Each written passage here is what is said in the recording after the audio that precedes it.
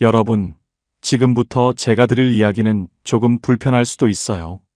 하지만 지금 60대와 70대라면 반드시 한 번은 들어야 할 이야기입니다. 자식에게 집 한 채 해주고 정작 본인은 갈 곳 없는 부모님들, 주변에 참 많아요. 하지만 더 무서운 건 돈이 없는 게 아닙니다. 우리가 알고 있던 노후는 이미 끝났습니다. 예전에는 60세가 되면 인생이 거의 마무리되는 시대였지만 지금은 달라요. 통계청에 따르면 한국인의 평균 기대 수명은 83세입니다. 지금 65세라면 앞으로 최소 20년 이상을 더 살아야 해요. 그런데도 많은 분들이 여전히 30년 전 방식으로 노후를 살고 있습니다. 오늘 이 영상에서는 지금 60대와 70대가 반드시 바꿔야 할 단 3가지 행동을 말씀드리겠습니다. 이 3가지만 바꾸면 여러분의 노후는 생각보다 훨씬 자유롭고 당당해질 수 있어요. 자, 시작하겠습니다. 첫 번째 행동입니다. 자식 중심의 삶에서 벗어나기예요. 경기도 안양에 사시는 김순예 어르신, 올해 72살입니다. 어르신의 하루는 아침 6시에 시작돼요. 눈을 뜨면 제일 먼저 하는 일이 스마트폰을 집어드는 것입니다. 큰아들한테서 연락이 왔는지, 작은아들이 카카오톡을 보냈는지 확인해요. 대부분의 날은 아무것도 없습니다. 어르신은 스마트폰을 내려놓고 천장을 바라봐요. 그렇게 하루가 시작됩니다. 큰아들은 서울에서 직장 다니고 아이 둘 키우느라 바쁘고, 작은아들은 부산에서 자기 가게 운영하느라 주말도 없어요. 명절에 오면 그 며칠이 1년 중 가장 행복합니다. 밥 먹고 웃고 손자들이 뛰어다니는 소리가 집 안을 채울 때 순례 어르신은 이런 생각을 해요. 이 맛에 사는구나. 그런데 아들들이 차를 타고 떠나고 대문이 닫히고 나면 집안이 갑자기 너무 조용해집니다. 그 조용함이 무서워요. 설거지를 하면서 눈물이 납니다. 왜 우는지도 몰라요. 그냥 눈물이 납니다. 순례 어르신은 이 외로움이 자식들 탓이라고 생각하지 않아요. 어르신은 이렇게 말씀하십니다. 애들이 나쁜 게 아니에요. 그냥 바쁜 거지. 나도 젊을 때 시어머니한테 자주 못 갔잖아요. 근데 그게 알면서도 왜 이렇게 서운하냐고. 그 말 안에 이 세대 모든 부모님의 마음이 담겨 있습니다. 알면서도 서운하다는 것, 이해하면서도 외롭다는 것. 그 감정이 잘못된 게 아니에요. 다만 그 감정의 원인을 정확하게 봐야 합니다. 순례 어르신이 외로운 이유는 자식이 연락을 안 해서가 아니에요. 자식 이외에 어르신의 삶을 채워줄 것이 아무것도 없기 때문입니다. 50년을 남편과 자식을 위해 살았어요. 내가 뭘 좋아하는지, 뭘 하면 즐거운지, 어디에 가면 기분이 좋아지는지를 생각해 본 적이 없었습니다. 그렇게 살다 보니 자식이 떠난 자리에 남은 것이 아무것도 없었던 거예요. 여기서 냉정하게 한 말씀 드리겠습니다. 자식은 여러분의 노후 보험이 아니에요. 여러분이 자식만 바라보고 있으면 자식에게 그것은 효도받는 부모가 아니라 짐이 되는 부모로 느껴질 수 있습니다. 이 말이 섭섭하게 들리실 수도 있어요. 하지만 이것이 현실입니다. 자식을 사랑하는 것과 자식에게 행복을 의존하는 것은 전혀 다른 이야기예요. 독일의 철학자 쇼펜하우어는 말했습니다. 행복한 노년의 비결은 타인에게 의존하지 않는 것이다. 자식은 내 인생의 목표가 아니라 동행자예요. 동행자는 함께 걸으면 기쁘고 각자의 길을 가더라도 내 걸음은 멈추지 않아야 합니다. 부모가 스스로의 삶을 살 때 자식도 비로소 죄책감 없이 자기 인생을 살 수 있어요. 그것이 자식에 대한 진짜 사랑이기도 합니다. 그렇다면 순례 어르신은 어떻게 됐을까요? 어르신이 아는 이웃분이 동네 문화센터에서 수채화를 배운다는 말을 듣고 반신반의하며 따라 나선 것이 지난해 봄이었습니다. 처음 붓을 잡던 날 어르신은 손이 떨렸다고 해요. 내가 이 나이에 그림을 배워서 뭐 하나 싶었다고 합니다. 그런데 선생님이 어르신 잘하시는데요 라고 말해줬을 때 그 짧은 말 한마디에 눈물이 핑 돌았다고 해요. 평생 잘한다는 말을 자식 성적표에서만 봤지, 내가 뭔가를 잘한다는 말은 처음 들어본 것 같았다고요. 그 문장을 들으셨습니까? 평생 잘한다는 말을 자식 성적표에서만 봤다는 말. 이 한 문장 안에 우리 세대 어머니들의 인생 전체가 들어 있습니다. 칭찬받을 자격이 없어서가 아니라 칭찬받을 자리가 없었던 거예요. 지금 순례 어르신은 매주 화요일과 목요일에 수채화를 배우러 갑니다. 그날 아침에는 스마트폰을 먼저 들여다보지 않아요. 어떤 꽃을 그릴지 생각하느라 바쁩니다. 아들한테서 연락이 오면 물론 반갑죠. 하지만 연락이 없어도 이제는 천장을 바라보며 멍하니 있지 않습니다. 어르신의 하루가 달라졌어요. 그런데 이런 변화는 순례 어르신만의 이야기가 아닙니다. 충남 천안에 사시는 박재원 씨, 올해 72살입니다. 35년 가까이 건설 현장에서 일하고 퇴직하셨어요. 퇴직 첫 해는 그냥 쉬었습니다. 당연히 쉬어야 한다고 생각했어요. 그런데 1년이 지나자 몸보다 마음이 더 지쳐 있었습니다. 이상하다고 느꼈어요. 쉬고 있는데 왜 더 피곤하지? 왜 아무것도 하기 싫지? 그러다 동네 복지관에서 목공 강의가 있다는 걸 알게 됐습니다. 처음에는 망설였어요. 이 나이에 뭘 새로 배우냐 싶었습니다. 하지만 딱 한 번만 가보자는 마음으로 나갔어요. 첫날 나무를 다듬고 못을 박았을 때 뭔가 살아있다는 느낌이 들었다고 합니다.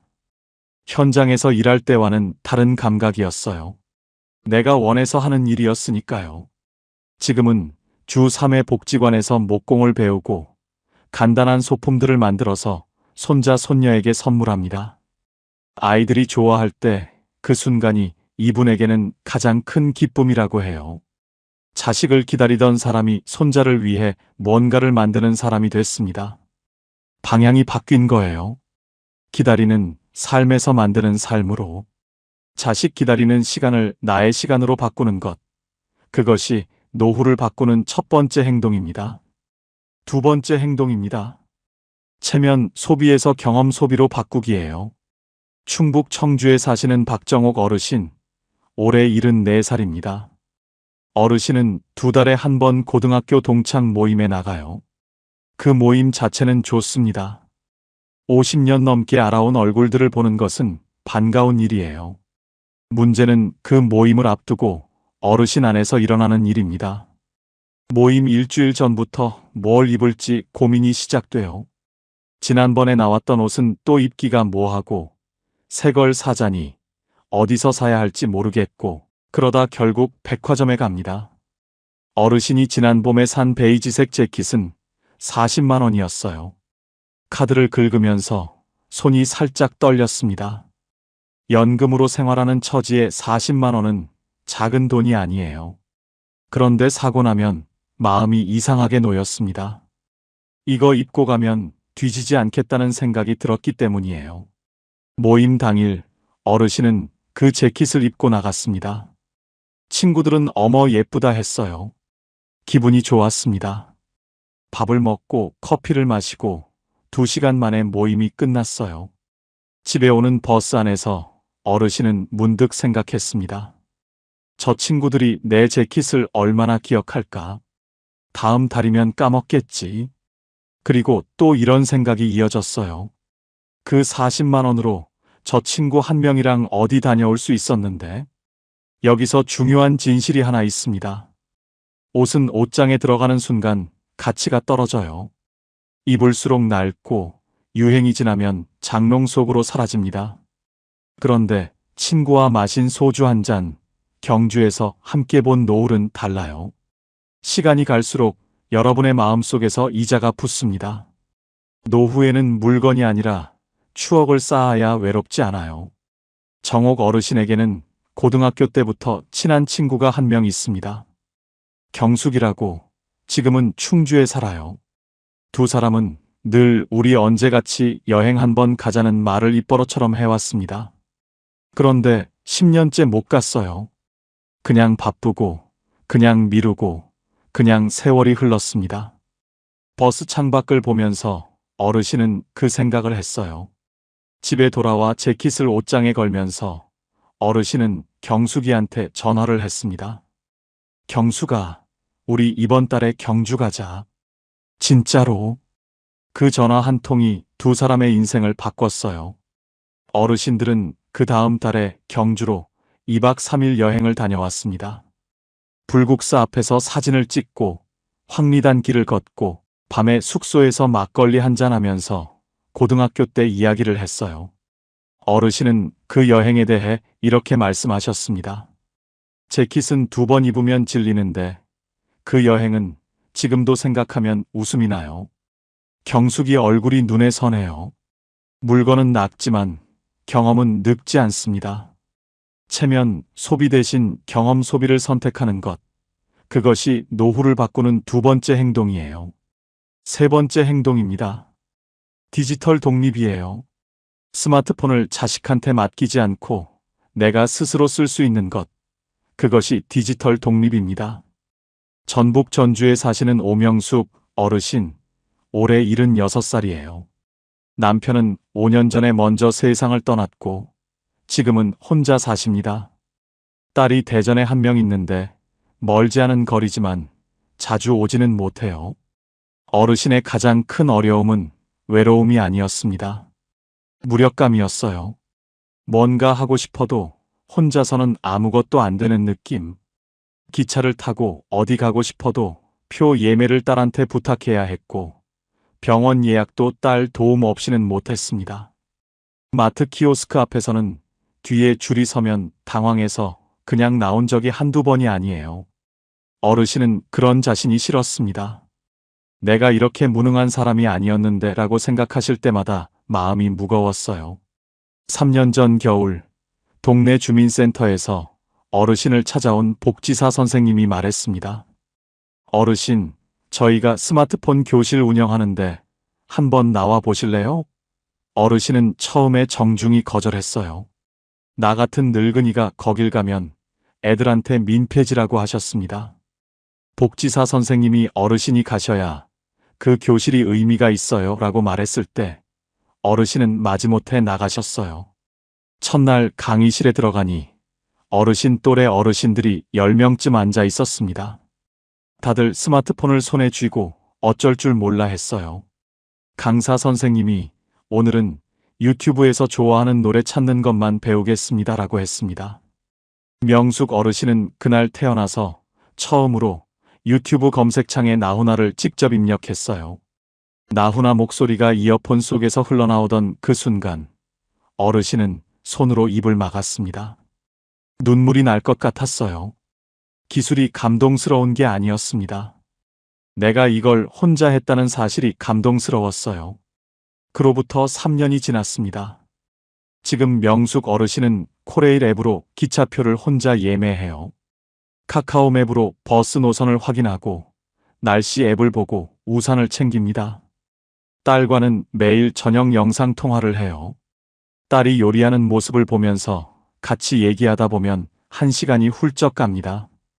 그리고 어르신에게 가장 소중한 것은 전주 근처에 사는 또래 어르신들 7명과 만든 단체 채팅방이에요. 아침마다 누군가 좋은 아침이에요 라고 보내면 다들 하트를 누르고 답장을 합니다. 별것 아닌 것 같지만 그 아침 인사가 어르신에게는 세상과 연결되어 있다는 확인이에요. 어르신은 이렇게 말씀하셨습니다. 스마트폰 배우고 나서 딸한테 덜 미안해졌어요. 전에는 뭔가 필요할 때마다 애한테 전화해야 해서 늘 죄스러웠거든요. 근데 이제는 내가 다 해요. 그게 제일 좋아요. 디지털 독립은 기술을 배우는 것이 아닙니다. 자식에게 덜 미안해지는 것이에요. 그리고 그것이 진짜 자유입니다. 그런데 이 디지털 독립이 또 다른 자유로 이어지는 경우가 있습니다. 부산에 사시는 이정순 씨, 올해 69이에요. 결혼 후 한 번도 혼자 여행을 가본 적이 없었습니다. 남편과 함께 아니면 자식들과 함께였어요. 그러다 남편이 먼저 세상을 떠나고 이분은 생각했습니다. 나는 이제 어디에도 못 가는 사람이 됐구나. 혼자서는 엄두가 안 났어요. 그런데 어느 날 딸이 이런 말을 했습니다. 엄마, 유럽 같은 먼 곳이 아니어도 돼요. 기차 타고 경주 한번 가봐요. 혼자서 기차 타고 갔다 오면 그 다음부터는 다 할 수 있어요. 처음에는 망설였습니다. 하지만 딸의 말이 계속 머릿속에 맴돌았어요. 그래서 기차를 탔습니다. 혼자서요. 경주에 도착해서 혼자 숙소를 찾고, 혼자 밥을 먹고, 혼자 불국사를 걸었어요. 저녁에 혼자 막걸리 한 잔을 마시면서 이런 생각이 들었다고 합니다. 나 아직 이런 거 할 수 있구나. 아직 괜찮구나. 그 여행이 이분의 인생을 바꿨어요. 그 이후 혼자 강릉도 가고, 전주도 가고, 작년에는 제주도도 혼자 다녀오셨습니다. 여행이 목적지가 아니었어요. 혼자서 할 수 있다는 확인이었습니다. 나는 아직 살아있다는 증명이었어요. 스마트폰 하나가 이분을 세상 밖으로 꺼내줬습니다. 혹시 스마트폰이 너무 어렵게 느껴지십니까? 괜찮아요. 오늘은 유튜브에서 좋아하는 노래 하나만 찾아보십시오. 내일은 가족한테 사진 한 장 보내보세요. 그 다음 날은 날씨 앱에서 오늘 기온을 확인해 보십시오. 하루에 딱 하나씩만 배우면 됩니다. 1년이면 365가지예요. 그리고 그 365가지가 여러분의 노후를 전혀 다른 세상으로 데려다 줄 겁니다. 이제 마지막으로 짧은 이야기를 하나 드리겠습니다. 얼마 전 저는 서울 북한산 자락 아래 작은 공원을 지나다가 한 어르신을 만났어요. 78이라고 하셨습니다. 벤치에 혼자 앉아서 스마트폰으로 사진을 찍고 계셨어요. 막 피어나기 시작한 벚꽃을 찍고, 지나가는 강아지를 찍고, 멀리 보이는 산줄기를 찍으셨습니다. 사진을 찍을 때마다 어르신 얼굴에 아이처럼 작은 미소가 번졌어요. 혼자였지만 외로워 보이지 않았습니다. 오히려 그 어느 때보다 자기 자신과 함께 있는 사람처럼 보였어요. 제가 조심스럽게 여쭤봤습니다. 어르신, 사진 찍는 거 즐거우세요? 어르신이 스마트폰을 내려놓고 잠깐 먼 산을 바라보더니 천천히 말씀하셨어요. 젊을 때는 가족을 위해 살았고, 이제는 나를 위해 살려고 합니다. 그 말이 참 인상 깊었습니다. 그런데 저는 그 벤치 앞에서 한동안 발을 떼지 못했어요. 그 말 안에 얼마나 많은 세월이, 얼마나 많은 희생이, 그리고 얼마나 늦게 찾아온 깨달음이 담겨 있는지, 그분이 그 한마디를 하기까지 얼마나 오래 걸렸을지, 그 생각을 하니 가슴 한쪽이 먹먹해졌습니다. 그리고 동시에 이런 생각이 들었어요. 그분은 이미 시작했구나. 늦지 않았구나. 오늘 저는 노후를 바꾸는 3가지 행동을 말씀드렸습니다. 첫째, 자식 중심의 삶에서 벗어나 나 자신의 삶을 살기. 둘째, 체면을 위한 소비를 멈추고 경험에 투자하기. 셋째, 스마트폰을 배우고 디지털 세상과 연결되기. 이 3가지는 결코 대단한 것이 아니에요. 내일 아침 자식 연락을 기다리는 대신 오래전에 좋아했던 것 하나를 다시 꺼내 보십시오. 다음 모임 전에 새 옷을 사는 대신 오래된 친구 한 명한테 전화를 걸어보세요.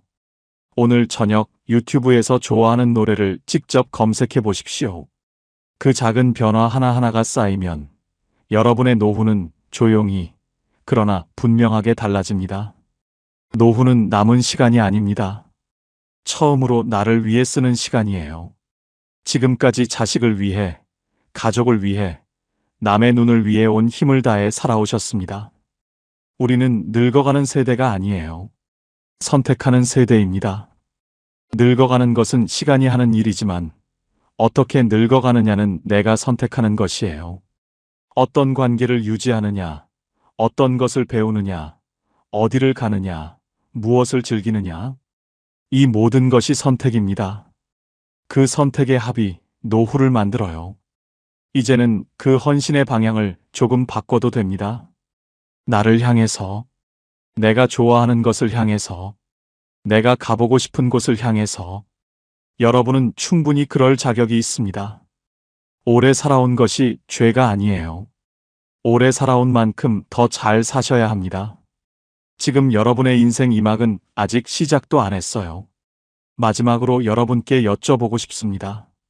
지금 이 순간 여러분은 자식 중심의 삶을 살고 계십니까? 아니면 나를 위한 삶을 조금씩 시작하고 계십니까? 혹시 최근에 처음으로 나를 위해 돈을 써보신 경험이 있으세요? 아니면 자식에게 차마 말 못한 서운함이 마음 한켠에 쌓여 있지는 않으신가요? 이곳 댓글창은 여러분의 대나무 숲입니다. 아무도 뭐라 하지 않아요. 털어놓고 싶은 이야기, 공감되는 순간, 혹은 지금 계신 지역과 숫자 2를 댓글로 남겨주십시오. 여러분의 한마디가 같은 시간을 살아가는 누군가에게 큰 위로가 됩니다. 오늘도 끝까지 함께 해주셔서 진심으로 감사드립니다. 지금까지 황금노후였습니다.